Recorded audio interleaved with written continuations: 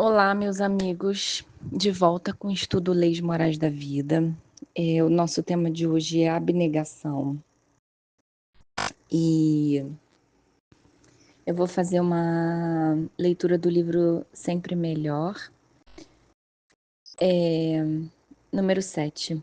Não podemos controlar o que os outros dizem a nosso respeito, tampouco as atitudes que têm para conosco. Mas temos o controle e a responsabilidade sobre a maneira de como iremos reagir a tudo isso. A mágoa não é a única possibilidade que se tem diante da ofensa. Usando uma linguagem figurada, Jesus propõe que se alguém bater em nossa face, possamos oferecer a outra. Quando Jesus pede para fazermos assim, na verdade ele está nos ensinando a não agir da mesma forma que o agressor, não revidando a ofensa e não desenvolvendo a agressão. Jesus está mostrando que temos outra opção além do revide.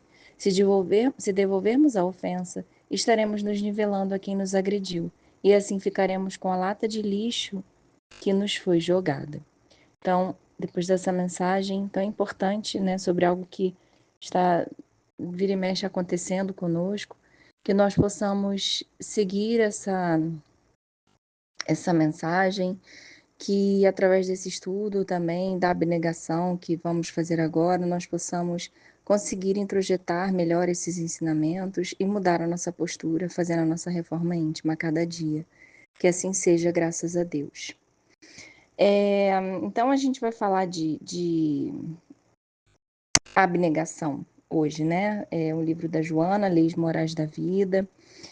É interessante porque a gente leu sobre dar a outra face, nós acabamos de ler sobre como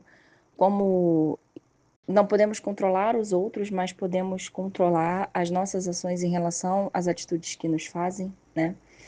E ser abnegado, antes da gente entrar no texto da Joana, né, também fala sobre isso, porque para nós conseguirmos chegar nesse estágio de dar a outra face, de perdoar, de amar o próximo, apesar de tudo que ele nos faz, de tudo como nós processamos e sentimos isso, é necessário que entendemos a abnegação. É necessário que sejamos abnegados, que entendamos que Deus é maior e que nós estamos aqui resignados à sua vontade, né? É preciso que passemos pela humildade, pela resignação, para chegarmos à abnegação. Então vamos lendo e desenvolvendo. Mais profunda do que a ação de solidariedade pura e simplesmente é a abnegação. Mais nobre do que o gesto a seta de desprezo e indiferença pelo mundo. Mais elevada do que o altruísmo no seu sentido sociológico. A abnegação é a oferenda de amor ao próximo que leva ao sacrifício como forma inicial de caridade relevante. Então, como eu falei, né? Perdoar é uma caridade. Entender que o outro está passando por um momento difícil é uma caridade. Oferecer a outra face é uma caridade. Mas só conseguimos fazer isso se ainda somos mais do que solidários, mais do que fraternos, mais do que caridosos, nós estaremos sendo abnegados.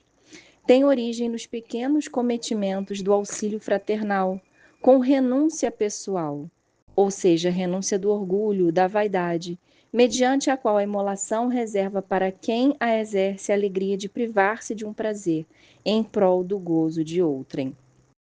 Essa é a base do que nós estudamos no Espiritismo, né? Tirar o egoísmo para que nós possamos para que nós possamos abrir mão do nosso prazer em prol do prazer do outro. Uma noite de sono reparador, trocada pela vigília junto ao enfermo, não vinculado diretamente aos sentimentos, quer pela consanguinidade ou por interesses de outra procedência. Então vamos reparar que agora ela vai falar para a gente alguns exemplos e depois nós vamos ver o que tem em comum entre esses exemplos. Uma noite de sono reparador, trocada pela vigília junto ao enfermo. Então nós vamos abrir mão de uma noite de sono para tomarmos conta de uma pessoa doente. A cessão de um bem que é preciso e que fará falta, desde que constitua a alegria de outra pessoa. A paciência e a doçura na atitude, com esforço e sem acrimônia interna. Na desincumbência de um grave mistério dirigido às criaturas humanas. A jovialidade ocultando as próprias dores, de modo a não infligir àqueles que os quais se convive. A perseverança discreta no trabalho mortificante, sem queixa nem enfado, desde que resulte benefício para os demais. A ação não violenta, o silêncio ante a ofensa, a não defesa em face de indébitas acusações, considerando com esse esforço sacrificial não comprometer nem ofender a ninguém. São expressões de renúncia ao amor próprio, dando lugar à abnegação, que ora escasseia entre as criaturas e, no entanto, é essencial para a construção do bem entre os homens da terra. Então, vamos reparar nesse estudo, porque parece que não precisamos ter amor próprio, né? Porque se toda hora, se a gente seguir aqui o texto da Joana, toda hora nós vamos se anular, nós vamos nos anular para privilegiar o outro, onde nós ficamos? Né? É o que pode parecer num primeiro momento. Mas assim como eu falei num outro texto do André Luiz, esses textos eles têm que ser lidos com parcimônia, com reflexão, com sensibilidade. Porque a Joana, o André Luiz, o Chico, toda a espiritualidade amiga, quando nos traz esse tipo de texto, é entendendo que nós estamos agindo pela nossa vaidade, pelo nosso orgulho, pelo nosso egoísmo. O que ela propõe aqui é como se fosse assim: eu não vou começar a dormir mal todas as vezes e passar a me dedicar a fazer a vigília de um enfermo. Eu até posso, mas eu também estarei colocando em prejuízo, em risco, a minha integridade física. Eu vou estar anulando a minha integridade física se eu fizer isso. O que ela propõe e o que ela convida é que, de tantas noites que você durma bem, uma noite ou duas ou três, quando tem alguém necessitando, será que nós não podemos abrir mão desse conforto de uma noite reparadora? Depois ela fala de um bem. Não é que eu vá me desfazer de todos os meus bens e vou ser uma pessoa sem nada, vou ser uma pessoa passando necessidades, vou ser uma pessoa que eu queria ter aquilo, mas eu não tenho.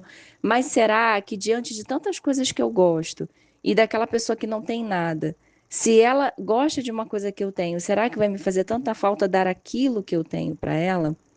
Jesus nos pede que nós façamos apenas uma migalha. Pode não parecer, mas nesse texto é o que a Joana está nos convidando.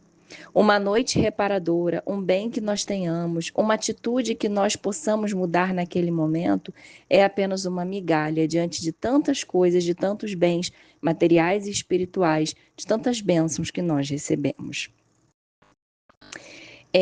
Então, o que a gente precisa prestar atenção é que para se chegar à abnegação, precisamos passar por toda essa caminhada, desse entendimento de até onde eu posso abrir mão, desse entendimento de que a minha própria noção do que eu devo abrir mão ou não, ela precisa sofrer uma transformação para que eu comece a achar natural dividir o que eu tenho com o outro, para que eu comece a achar natural abrir mão às vezes da minha felicidade pela felicidade do outro.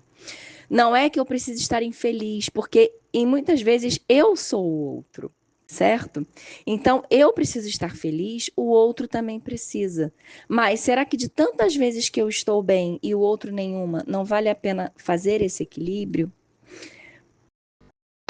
A abnegação felicita quem a recebe, mas santifica quem a exercita.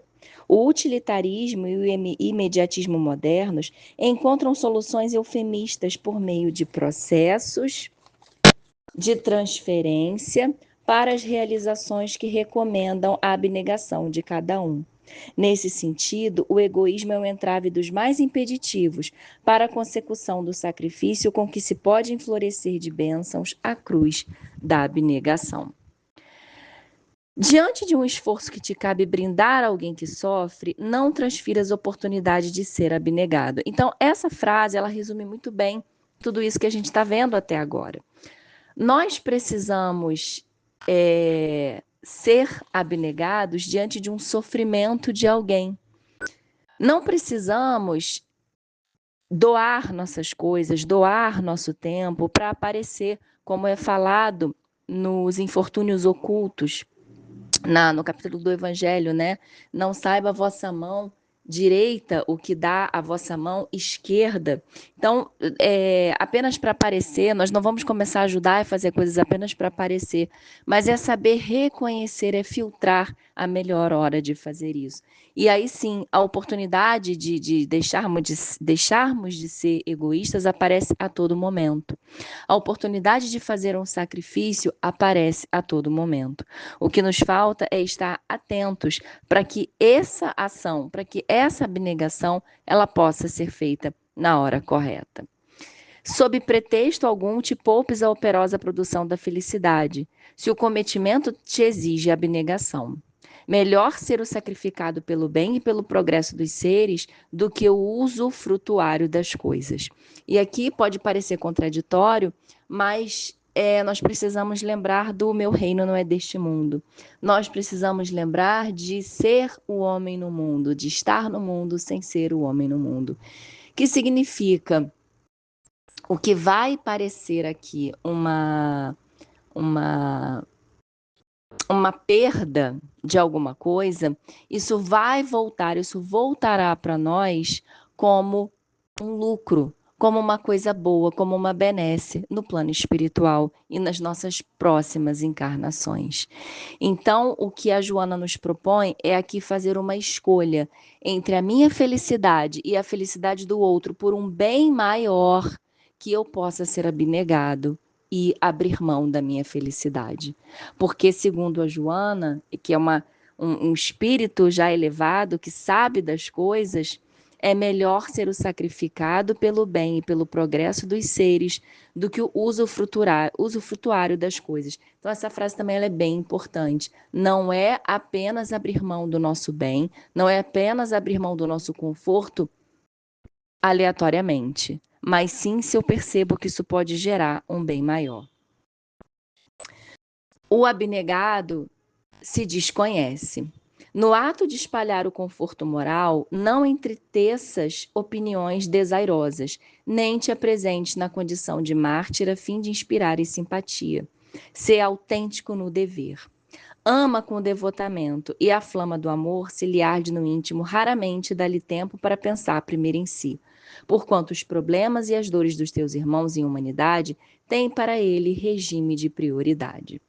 Se todavia desejares um protótipo que te expresse com mais veemência a grandeza da abnegação, recorramos a quem? Ao nosso mestre guia, modelo e guia, Jesus, que em se esquecendo de si mesmo, abraçou a cruz do sacrifício, a tudo renunciando, a fim, por essa forma, testemunhar o seu afeto e devoção por todos nós. Oxalá, assim, a abnegação te dulcifique o ser e te faça realmente cristão. Então, depois dessas palavras da Joana, que nós possamos realmente repensar a cada momento do nosso dia, a cada ação do nosso dia, qual é o momento que eu posso deixar de fazer algo por mim e fazer pelo outro? Qual é o momento que eu posso dormir um pouco mais tarde, acordar um pouco mais cedo para ajudar alguém? Qual é o momento que eu posso tirar daquilo que me faz falta para doar a alguém? Que pensemos nisso, pois sabemos que é trabalhoso, sabemos que há muitas encarnações e estamos fazendo as coisas de forma totalmente diferente, sempre privilegiando o egoísmo e o amor próprio de forma equivocada. Que nós possamos acertar esses pensamentos, que nós possamos acertar essa dose de fazermos as coisas, porque Jesus não pediu para a gente deixar de se amar, não é para deixar de a gente ter um amor próprio. Quando ele fala amar ao próximo como a ti mesmo. Então, se eu não me amo, eu não posso amar o outro. Para eu amar o outro, eu tenho que me amar. Eu tenho que ter o amor próprio. Mas amor próprio é diferente de egoísmo. Amor próprio, onde eu só me vejo e não vejo o outro que está passando uma dificuldade, não é amor próprio, é egoísmo. Então, que nós possamos ter a sensibilidade e possamos contar com a ajuda do plano espiritual para entendermos essa diferença, a ponto de conseguirmos chegar onde a Joana nos convida. E agora, então, vamos fazer a nossa prece de encerramento. Agradecendo ao nosso Mestre Jesus, a Joana, a espiritualidade amiga, por esse momento de paz, por esse momento de esclarecimento, pedindo cada vez mais que nós possamos ser abnegados. Que assim seja, graças a Deus.